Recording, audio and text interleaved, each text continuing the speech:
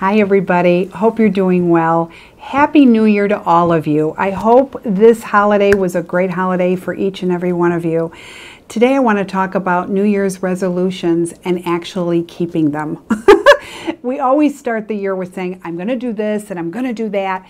And then we do it for a little while and then maybe by the middle of the year it's like non-existent. So I do want to talk about that and different ways in really getting on with it.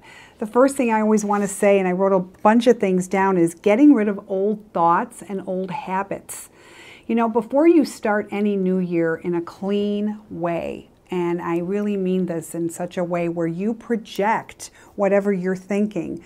So you need to clear your head and let go of a lot of those old habits, a lot of the anger, a lot of the things you can't change. Because seriously, if you can't change it and you've tried every solution, maybe the best thing is to just let it be, let it go. And then you actually can focus and redirect your energy to something that you can have some control over and can bring you this peace and joy. So definitely make peace with getting rid of those old thoughts, old habits.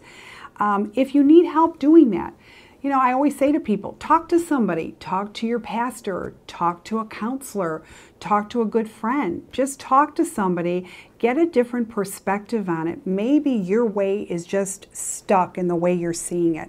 And you know, we all get stuck. I mean, I've gotten stuck many of times and then boom, I talk to somebody and I'm back. It's like I've got a clear focus. So that might be something that try to look into.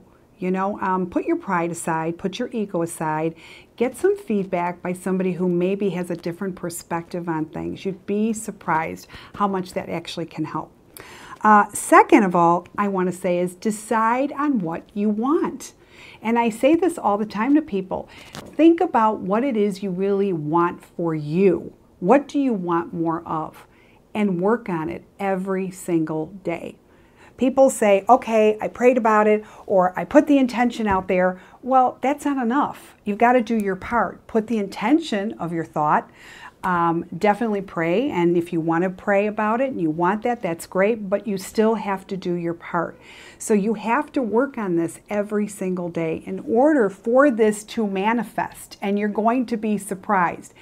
Just because it doesn't work out after a few months and you say, I've been praying about it, I've been putting it out there, I put my vision board on there and nothing. That doesn't mean it's not going to happen, guys.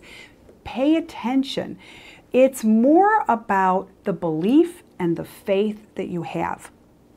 That actually makes a huge difference. I truly believe that everything that was really important to me, I set my sights on it. And I really believed that it would come to me, but I also believe that it'll come to me when I'm ready for it. A lot of times we decide when we're going to be ready for something, and in some cases it just doesn't happen that way. All right, so universe does have our backs whether you believe it or not. It really does. There's a time agenda. Timing is key to the success of the outcome, and this is something I always say. So have your patience, but have your faith. That is going to be huge, okay? Now, I also want to talk about different ways to manage your stress. We talked a little bit earlier about talking to somebody, but I also want to say, you know, if you want to exercise, that helps you, that's fine. You want to do yoga, that's fine. I'm, you know, all about that. I'm not a yoga person. I can't get my leg all the way here and put this over my shoulder. I'm not about that, but I will say this. I am big on my breathing. What I have learned when I was much younger, and actually it was my husband who taught me this, he always said, Suze, pay attention to your breathing. Your breathing is key to everything, your vitals in your body. And he taught me how to do this. And I taught my daughter as young as 2 years old to learn how to breathe. My daughter is now 26 years old and she really reels in sometimes on her breathing and she pays attention to it. You'd be surprised if you focus on your breathing, so much is going to fall in place and you'll be calmer and the anxiety now starts to lessen. So learn, take a class out there. There's a lot of classes out there just on breathing.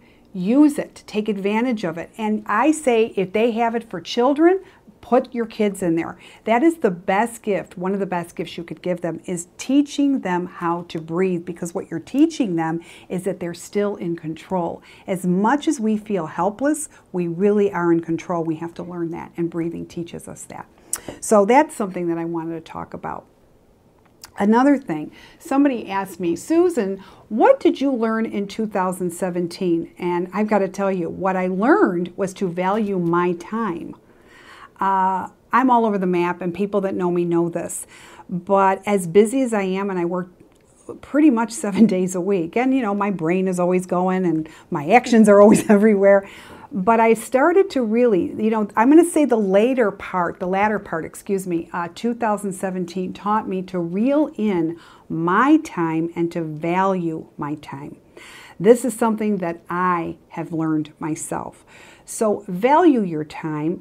And for those of you, adjust your work schedule. This is something that I'm starting to do even for myself. And I put myself out there. I am no different than all of you. I am a human being, and there's things that I keep learning. But don't feel bad, because I tell people, when you stop learning, it's over. So the idea that you keep absorbing and that you're learning is huge. But that might be something that you might want to reel in. Value the time, value where you want to put your energy. That's going to make a big difference just for this. And it's not just for the year. This is something incorporating something all the time. Last but not least, I want to talk about finding the people that lead you to your peace. I say it, and I say it time again. Who we surround ourselves with can make or break us. Choose wisely. Go to people that really make you feel good. And you should be making others feel just as good.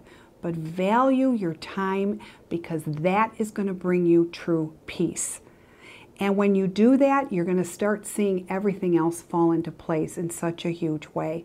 Value not only your time, but value what people are making you feel like. This is crucial to happiness. If you don't have your inner peace, everything else gets muffled in your life. So try to remember that, okay?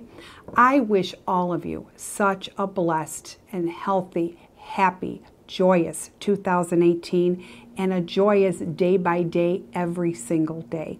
Until next time, subscribe to my YouTube, and looking forward to your questions, and we'll see. Take care.